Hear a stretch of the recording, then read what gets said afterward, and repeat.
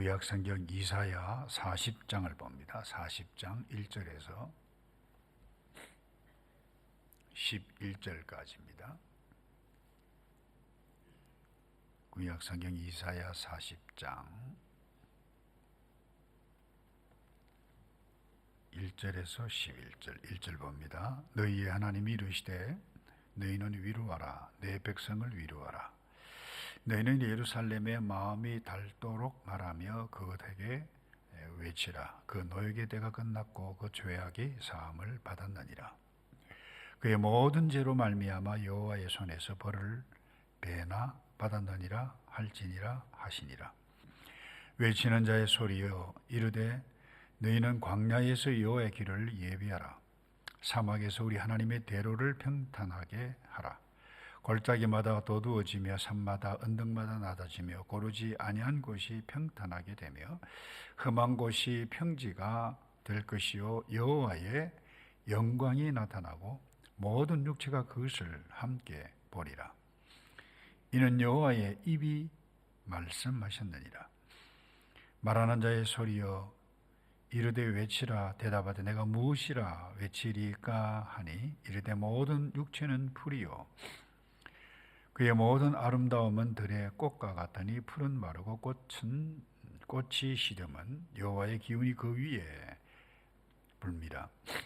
이 백성은 실로 풀이로다. 풀은 마르고 꽃은 시드나 우리 하나님의 말씀은 영원히 서리라 하라. 아름다운 소식을 시온이 전하는 자여 너는 높은 산에 오르라. 아름다운 소식을 예루살렘에 전하는 자여 너는 힘써 소리를 높이라. 두려워하지 말고 소리를 높여 유다의 성읍들에게 이르기를 너희의 하나님을 보라 하라. 보라, 주 여호와께서 장차 강한 자로 임하실 것이요 친히 그의 팔로 다스릴 것이라. 보라, 상급이 그에게 있고 부엉이 그의 앞에 있으며 그는 목자같이 양떼를 먹이시며 어린 양을 그 팔로 모아 품에 안으시며 젖먹이는 암컷들을 온순히 인도하시리로다. 아멘. 우리 이사야 성경은 신구약 66권 합친 것 66권이죠. 66장까지 있는데 이 1장에서 39장은 하나님께서 친히 택하신 백성들이 하나님을 버리고 우상을 섬기고 떠났던 그것에 대해서 죄를 경고하고 심판, 망할 것이다. 경고의 메시지였습니다만 오늘 이 40장에서부터 읽은 이 본문에는 위로가 나타납니다. 구원의 메시지입니다. 회복이 일어날 것이다. 그야말로 이 메시지가 완전히 방향을 전환하는 내용인데요. 어제 2500년 전의 메시지일 뿐만 아니라 시대적인 메시지죠. 근데 거기에만 국한되는 것이 아니라 종말론적, 우리 구원사, 구속사라고 그러죠. 구속사 전체를 조망하는 그 하나님의 위로의 메시지, 또 구원의 메시지 선언이라고 하는 것입니다. 그래서 오늘 특별히 너희의 하나님이 이르시되 너희는 위로하라. 이 위로하라 계속해서 말씀이 나오는데 오늘은 한 가지 이 위로를 할 수 있는 그 근거가 무엇이고 왜 어떻게 위로해 가야 할 것인가 말씀을 쭉 보면 깨달아 볼 수 있어요. 여러분, 하나님께서 너희는 위로하라. 이 너희는 다양하게 표현될 수 있습니다. 하나님의 종 뿐만 아니라 하나님의 백성 다 포함한다고 할 수 있어요. 근데 너희 하나님이 이르시되, 이건 이사야 선지자 개인의 독백이 아니라 하나님께서 직접 명령하신 것입니다. 너희의 하나님이 이르시되 너희는 위로하라. 이사야가 말한 것이 아니에요. 도구로 말한 도구는 분명합니다만, 그런데 하나님께서 직접 그리고 내 백성을 위로하라. 그 위로의 근거가 무엇이냐? 다른 데 있지 않고 하나님께서 내 백성이 언약과의 뭐예요? 관계가 있다는 겁니다. 그러니까 언약의 백성이 어제 백성들의 그들의 죄로 인해서 징계는 받았지만 이 언약적인 관계는 끊어지지 않았다라고 하는 것을 보여줍니다. 그래서 그 노역의 때가 끝났다. 바벨론 끌려가고 나라가 지금 망해가고 있는 상황에 이 메시지가 임한 것 아닌가요? 그런데 바벨론 그 노역의 때가 범죄에 대한 결과의 노역의 때가 끝났다. 그 다음에 아주 특이한 것은 죄악이 사함을 받았느니라 그랬어요. 뭐 그들이 죄악을 사함 받을 어떤 행위를 했습니까? 한 것 아무것도 없어요. 이것을 무엇을 의미하느냐? 바로 속죄, 하나님에 의한 속죄가 이루어졌음을 선언한 구절로서 아시다시피 앞으로 오실 메시아, 완성될 속죄를 예표하는 하나님의 메시지, 어제의 메시지고 오늘의 메시지고 영원한 메시지라고 하는 부분입니다. 그래서 위로의 근거가 어디 있는가? 다른 데 있지 않습니다. 하나님께 있다는 거예요. 또 하나, 그 위로는 하나님과 관계에 있는 언약의 관계에 있는 그 백성들에게 주어지는 행위가 위로라고 하는 것입니다. 그 하나님의 위로는 단순한 달램이 아닙니다. 진정한 위로는 어디에 있느냐? 하나님께서 주시는 죄 사함에 있다라고 하는 것, 이 객관적인 진리에서 시작된다라고 하는 것을 우리가 잊어서는 안 됩니다. 그러니까 하나님은 단지 우리의 슬픔, 현실의 아픔 이것 없애는 분이 아니라 죄의 문제를 해결하시는 구속자이시다. 그래서 꼭 기억해 가야 할 부분은 우리가 이 땅에 살면서도 마찬가지입니다. 이거 기억하되 왜 나에게 슬픔이, 고통이 왔는가? 그건 다른 데 있지 않습니다. 죄에 있다는 거예요. 죄를 지어서 슬프고 죄에 대한 그 결과 때문에 고통이 온다는 거예요. 그런데 우리 사람들은 이 심리적인 위로, 평안, 이와 같은 것들을 원하는데 여러분 근본적으로 우리가 이 죄에 대한 문제가 해결되어지지 않는다라고 하면 진정한 위로, 평안은 얻을 수가 없다는 것입니다. 그래서 참된 위로가 어디 있느냐? 다른 데 있지 않습니다. 하나님의 속죄함에 그 복음이 있다는 거예요. 하나님의 말씀에 있다는 거예요. 그래서 말씀을 위로하는데 어떤 말을 해야 할 것인가 하는데 아주 이상한 말씀이 나의 예로 인생은 풀과 같다, 풀의 꽃과 같다. 그건 뭡니까? 꽃이 아름답게 나지만 고친다는 거예요. 그럼 무엇으로 위로하고 말씀했어요? 여호와의 말씀은 영원하니라 그렇게 말씀했는데 다른 것 없어요. 그래서 우리가 무엇을 어떻게 위로해 가야 하는가? 하나님의 말씀이에요. 그래서 외치는 자의 소리요. 우리가 아주 익숙한 광야에 외치는 자의 소리. 그래서 모든 사람에게 참된 위로와 속죄의 구원을 주실 메시아가 오시기 전에 세례 요한이라고 하는 인물을 역사적으로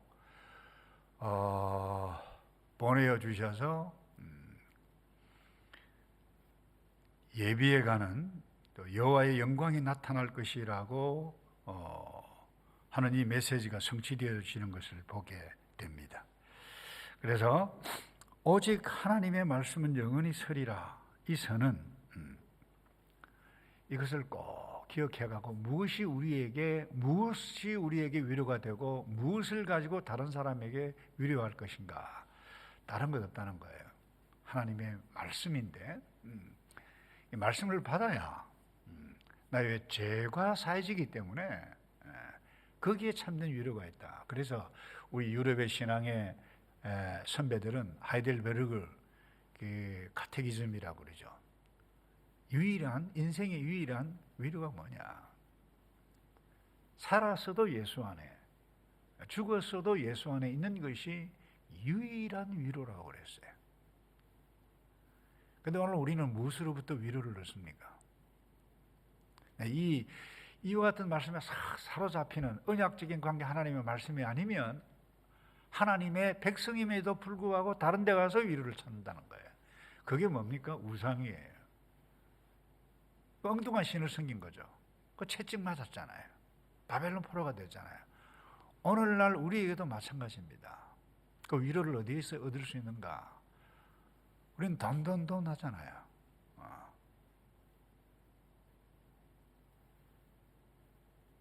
그러다 보니까 이 모든 종교 신앙의 행위도 이것과 관계되어져 있어요. 그러니까 구약 시대의 우상은 결국 오늘날의 신약의 포스트 모던 시대, 하나님 앞에 설 때까지 모든 인생은 뭐예요? 물질이고 눈에 보이는 것이죠. 그러다 보니까 죄를 짓게 되어지는 거죠. 그 위로가 사라지는 거예요. 돈을 얻었다 한들 진정한 위로가 있나요?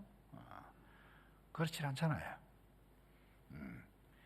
그래서 오늘 말씀 좀 정리하기 원하는데, 무엇으로 위로하는가, 위로의 근거가 무엇이고 무엇으로 위로하는가, 또 어떻게 위로해 가야 하는가, 이것까지 말씀해 가시는데, 너희는 힘써 예루살렘에 마음이 닳도록까지 뭐예요? 위로하라.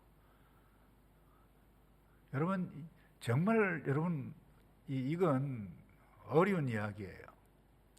알다시피 여러분, 선지자들이 자기 백성들을 향해서 돌아오라, 회개하라, 에스겔, 예레미야, 이사야 선지자를 통해서 할 때 백성들이 돌아왔나요? 그러지 않았어요. 그만큼 현실은 힘듦에도 불구하고 그 예루살렘 도시를 이야기하죠. 사람들을 언어적으로 표현한 겁니다. 그들이 마음에 이르도록 닳도록까지 힘써 위로하고, 위로하라 무엇으로? 다른 것 없어요. 영원한 하나님의 말씀이라 그랬는데 현실은 말씀을 듣는 자가 없어요. 그러니 이 선지자들, 이 위로하는 자들은 죽을, 어떻게 보면 인간적으로 표현하면 정말 고통 가운데 있는 거죠. 오늘날도 마찬가지라고 생각합니다. 그래서 말씀을 전하는, 오늘날의 위로를 전해야 할 자는 전 교회라고 생각합니다. 저와 여러분이 세상 사람들이 교회를 아주 이상한 눈초리로 보게 되기까지 성도들의 삶이 이상한 모습으로 나타나는 현실에 있을지라도 하나님께서 오늘 아침에 우리에게 말씀하세요. 너희는 위로하라. 위로는 다른 데 있지 않다. 하나님의 말씀에 있다. 그건 복음이라는 거예요. 그 증거하라는 거예요. 우리의 삶을 통해서, 우리의 입술로 통해서. 그럴 때에 오늘 본문에 보면 또 하나의 놀라운 그 위로의 근거가 되는 것이 무엇인가 하면, 강한 자가, 강한 팔이 완벽하게 통치하시는 그분이 계시고 그분이 임하시기 때문에, 그리고 그뿐만 아니라 9절과 11절에 보면 어떻게 표현하고 있는가 하면 목자 같은 하나님이다, 그렇게 표현해 가고 있습니다. 목자, 어리석은 양을 돌봅니다. 인도하신다는 거예요. 말씀을 정리합니다. 알다시피 어제 이스라엘은 바벨론에게 망할 위기에 이 이사야 선지자 메시지가 선포될 때였고 이미 망했어요. 고난의 때가 기다리고 있는 그때에 뭐예요?